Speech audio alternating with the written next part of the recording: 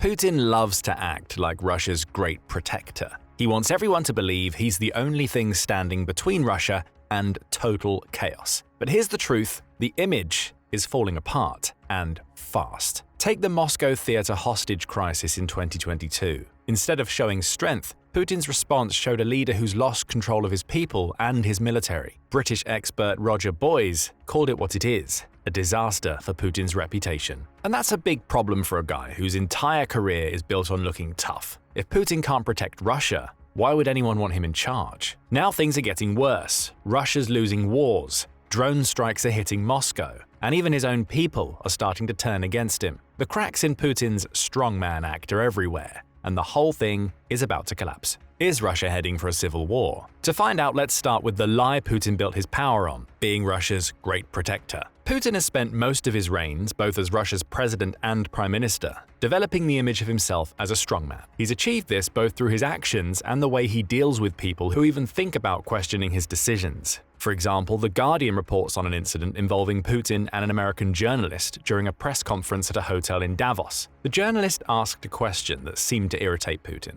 Rather than answering, Putin deflected by pointing out a large ring on the journalist's finger. "Why is the stone so large?" Putin asked, as a few of the journalist's peers began to nervously giggle. Moving into a mocking tone, Putin continued, "You surely don't mind me asking, because you wouldn't be wearing something like that unless you were trying to draw attention to yourself." The Russian leader's bullying was complete, and the initial question he faced, the one that raised his ire in the first place, fell out of view. That incident is a microcosm of how Vladimir Putin is as a leader. He's a man who bullies and cajoles to get what he wants. Putin will denigrate his adversaries, no matter how minor, to place himself in a position of strength and power over his enemies. With the journalist, that bullying allowed him to avoid answering a tricky question. On the wider geopolitical scale, Putin uses Russia's military might to get his way. We saw this with the annexation of Crimea in 2014. His attack on Georgia 6 years before similarly showed Putin's propensity for using power to cow other nations. Of course, the special military operation he started against Ukraine in 2022 is yet another example. Putin demonstrates his strength through Russia's military, accompanying his attacks with rhetoric designed to show the Russian people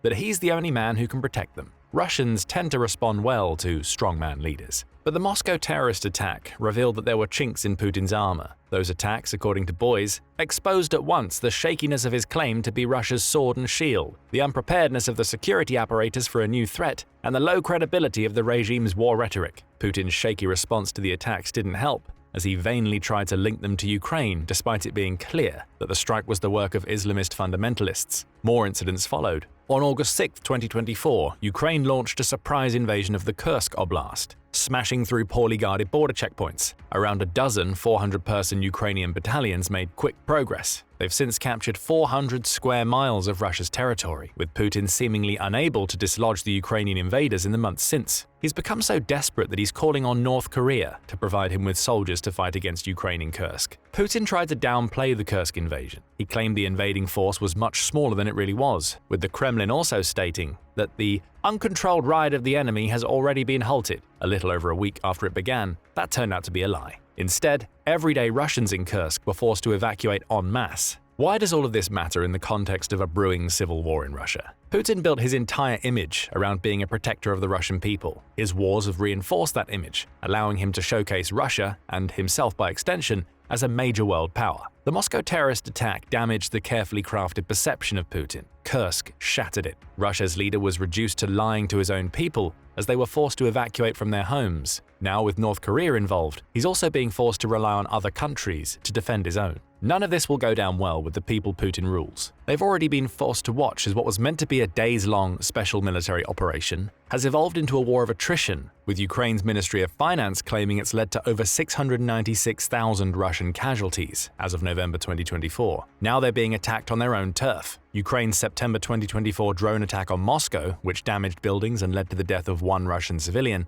only emphasized the message: Putin is not as strong as he claims to be. That lack of strength is complemented by the Russian leader's inability to adapt to crises as they unfurl before him. We already see that in Kursk, as his slow response is the main reason why the oblast is under a state of emergency. Ukraine still controls the territory it took in Kursk several months after the invasion. Putin and his people received a dose of their own medicine, and you can guarantee that the Russian population doesn't like it. The Institute for the Study of War, or ISW, points out other incidents in which Russia's leader has been slow to adapt. After Ukraine put up its resistance to the initial invasion Putin launched, Russia's leader took months to change his strategy. He kept attacking the biggest targets possible with insufficient forces, the ISW says, with mobilization only coming after Ukraine routed Russia in Kharkiv in September 2022. He's also utterly failed to change the tactics that have led to hundreds of thousands of Russian casualties in the war. Putin is happy to keep the meat grinder churning while everyday Russians lose family members to his special military operation. These delayed reactions to very real problems expose the man behind the rhetoric. Putin is not the protector that he's always claimed to be, and that's a problem for Russia's leader, for a very clear reason: his people are starting to turn against him. Putin's strongman image has not only allowed him to project strength internationally, it's also enabled him to quell dissent in his own country to prevent any prospect of a civil war that could unseat him from power. But now the dissenting voices are getting much louder. In March 2024, Reuters reported on thousands of Russians turning up at polling stations across their country to take part in a peaceful protest against Putin. The action was dubbed the Noon Against Putin, with Russians arriving at polling stations at midday to either vote for opposing candidates or spoil their ballots in protest of unfair elections. Some even wrote Alexei Navalny's name on their ballot papers. That's important because Putin imprisoned Navalny before the election took place, with the opposition's leader later dying in prison. Putin still won the Russian presidency by a landslide with 87% of the vote. But the fact that such a mass protest could be organized and actually take place in a country he attempts to hold so clearly under his thumb indicates that there's rising resentment against Russia's leader.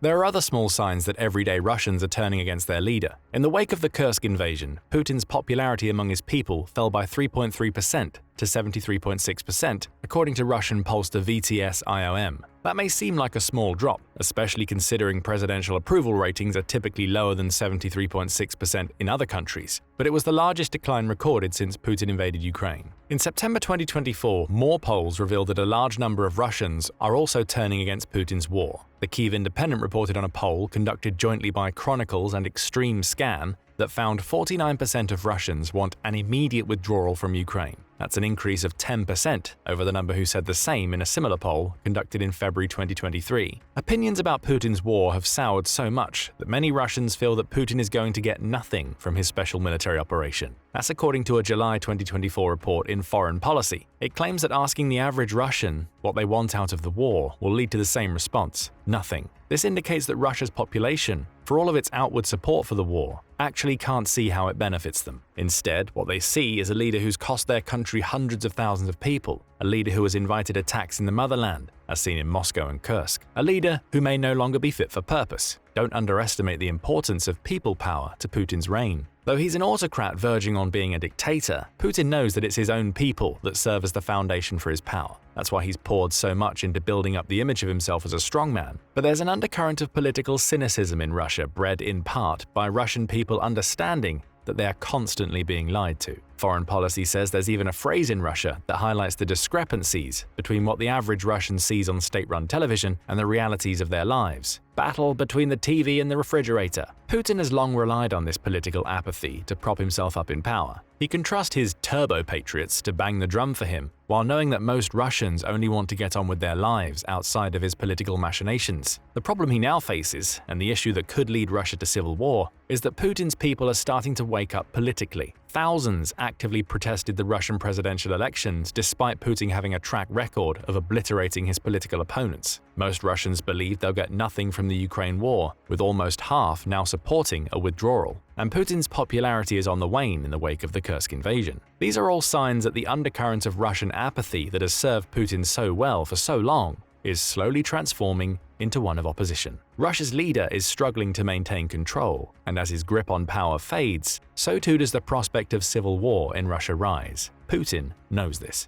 That's why he spent the first half of 2024 trying to consolidate his political power base. In May 2024, The Guardian published a piece discussing how Putin has turned to shoring up the military-industrial complex he created with the Ukraine war to maintain his grip on power. We saw this in the sidelining of Nikolai Patrushev. Long believed to be a potential successor to Putin, Patrushev was instead pushed to the sidelines when Putin replaced Sergei Shoigu with Andrei Belyasov as his defense minister. Shoigu took Patrushev's role as the head of Russia's Security Council, leaving Putin's supposed successor and potential political rival out in the cold. Patrushev ended up as a presidential aide for shipbuilding, a nothing role that was a massive downgrade from his previous position. Even Shoigu's shift was seen as Putin potentially getting a handle on a political rival, according to The Guardian. Shoigu had grown too powerful for Putin, likely because of the direct military contact that being the defense minister delivered. So Putin removed him too, though not quite to the degree of what he did to Patrushev. Why does any of this matter to Russia brewing civil war? It shows that Putin understands that his power is under threat not only because of the changing opinions of his people, but because he's starting to see political rivals within the Kremlin.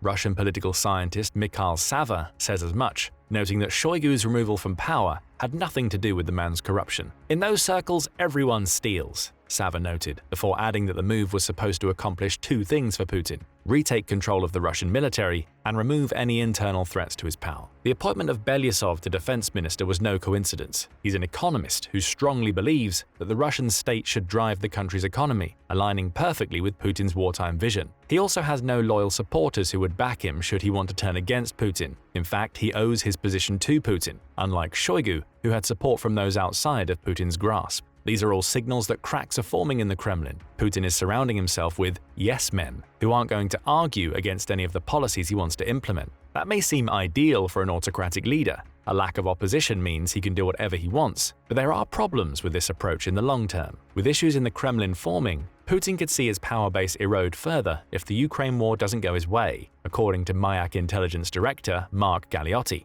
That's already the case. Since Putin made his Defense and Security Council changes, Ukraine has invaded Russia. Putin is no closer to achieving his special military operation objectives than he was at the beginning of 2024. As for the state of Russia, the war is draining the country's economy in ways that could lead to a dual revolt by the people and the political players Putin is trying to sideline. Let's hone in on Russia's economy for a moment. The Carnegie Endowment for Peace says Russia's economy is at threat of overheating. Inflation is far above the target rate of 4%. Russia's central bank forecasts inflation between 8 and 8.5% by the end of 2024, and interest rates are extremely high. Russia is operating inside a financial bubble, according to Carnegie. It's recording high gross domestic product growth, and wages are rising across multiple sectors, but all of that growth is tied to the wartime economy that Putin has created. What happens to this growth when the Ukraine war ends? That's a question Putin doesn't want to answer, which is why he's in no rush to stop the fighting in Ukraine. The problem will come when these economic woes come to bear on the Russian people. They're already dealing with financial problems. Inflation means the cost of living is rocketing sky high, with the interest rate issues making it harder to borrow money. Those may not be big enough problems to trigger a civil war in Russia alone, but when you combine them with the deterioration of Putin's strongman image, increasing anti-war sentiment, and strife within the Kremlin, a picture starts to form. Putin's grip on power is slipping, and he's struggling to hold on as Russia slowly turns against him. Still, the issues we've highlighted are all indirect signals that Russia is sliding ever closer to civil war. The average Russian isn't about to rise up against Putin, even as they increasingly disagree with what he's doing. At least there won't be a revolt unless one is led by somebody who has more power than the people Putin is struggling to control. Enter the mercenary groups and the oligarchs. Putin relied on mercenary groups such as the infamous Wagner during the early stages of the Ukraine war. These paramilitary forces supplemented the army that Putin sent into Ukraine, but they weren't directly under Putin's control. That issue came to a head in June 2023, when Wagner's then leader, Yevgeny Prigozhin, took control of all of the Russian military sites in Rostov-on-Don. That move led to a brief march on Moscow as Prigozhin levied accusations at Putin of lying about his justifications for the war and even killing Wagner fighters in friendly fire rocket attacks. The internal insurrection was put down fairly quickly, with Prigozhin later dying suspiciously in a plane crash in August 2023. That direct revolt was another shot to Putin's strongman image, but it's one he ended quickly, which may lead you to wonder why it's a signal that Russia is heading towards civil war. But the answer is that Prigozhin isn't the only mercenary leader who's turned against Putin. On August 22, 2024, The Hill reported that private military company leader Georgy Zakrevsky was calling on Russians to get rid of the Great Putin. Our country is not just on the brink of disaster or already right next to it. Zakrevsky claimed. Our country is in trouble, big trouble. Drones are flying all over central Russia, right up to Moscow and St. Petersburg. The mercenary leader went on to bemoan the extensive losses in Russia's Black Sea Fleet and how Ukraine has managed to push Russia's air force out of the country. The diatribe positioned Putin as a weak military tactician, with Zakrevsky concluding by saying, "We call on everyone to join our union to save our country," while speaking to the soldiers in the Ukrainian trenches. It's an active call to arms to Russia's military. Zakrevsky wants Putin's forces to revolt, to down tools in Ukraine and turn against their leader. While the signals of civil war we've spoken about so far suggest a brewing undercurrent of discontent, this attempt to push Russians into action against their leader is as overt as they come. Zakrevsky may be trying to turn himself into Putin's successor. If he's successful, he'd likely be little different to Russia's leader in terms of taking an autocratic and military-focused approach to his reign. But achieving that power would come at the cost of a civil war for which the mercenary leader hopes he can gain support from Russian soldiers and the increasingly unhappy country's population. These two examples of mercenary revolt are already a big enough problem for Putin, given that people like Zakrevsky control enough people to launch concerted and direct attacks against him. Perhaps even worse for Putin is that he's starting to lose the support of the oligarchs. When he came to power, Putin cleverly made Russia's oligarchs dependent on him for their wealth. He offered the mega-rich who had controlled Russia in the post-Soviet era a choice: bend to my will or be removed. Many chose the former, with those who didn't ending up disappearing or being imprisoned as Putin consolidated his power. NPR notes that Putin has also made dozens of Russian men, and it's practically always men, very wealthy in the years since the initial warning. The oligarchs depend on Putin for their money, which would seemingly make them the very last group of people that would stand up to Russia's leader, who would bite the hand that feeds them. Business tycoon Oleg Deripaska would. Already feeling the pain of Western sanctions implemented against Russia following the invasion of Ukraine, Deripaska took Putin to task in an August 2024 interview. You may start to notice some correlation here. Deripaska and the mercenary leader Zakrevsky both spoke out in the days following Ukraine's invasion of Kursk. That's no coincidence. Both likely smelled an opportunity to chip away at Putin's power. The Moscow Times reports that Deripaska said, "If you want to stop the war, first you need to stop the fire," as he called for an unconditional ceasefire. The billionaire also criticized Putin's wartime spending, which had cost Russia over $211 billion at the time of Deripaska's comments. Deripaska isn't the only Russian oligarch to speak out against Putin. August 2023 saw another, Arkady Volzo, label Russia's Ukrainian invasion as barbaric. Oleg Tinkov of Tinkoff Bank also renounced his Russian citizenship when Putin launched his special military operation. Of course, these are just a handful of the dozens of oligarchs that Putin has under his thumb, but again we see the seeds of dissent being sown. All three oppose Putin's war, whether that be because of its brutality or the impact it's having on their bank accounts. The odds are that there are many more who are afraid to speak out or are simply biding their time before they do. What does all of this mean for Putin and his control over Russia? Well, it's all bad news. He's facing up to a country that is increasingly losing confidence in his ability to defend his people against the threats that his own policies create. The Moscow terrorist attack was just the start. Putin's mismanagement of the aftermath of that attack was already a problem. Ukraine invading Kursk, being so successful in Crimea, and launching drone attacks against Moscow further showcased to the Russian people that what they see in state-sponsored media doesn't align with reality. Those people are starting to turn against their leader. Almost half want to see a withdrawal from Ukraine, with most feeling they'll get nothing out of the war. Russia's economy is also looking shaky in the long term, with the people who are dissatisfied with Putin having to deal with rising inflation and interest rates. Then there are the mercenaries and the oligarchs. Russia's people may not have the power to do much about Putin, but the individuals who fall into these categories do. Mercenary groups are revolting, with some calling on Russia's military to do the same, and we're starting to see oligarchs, many of whom were enriched by Putin, calling the Russian leader out. Add political turmoil within the Kremlin, spotlighting Putin's desperate efforts to retain control, and you get a Russia that's teetering closer and closer to civil war. That war may take a while to come. However, the strongman is weakened,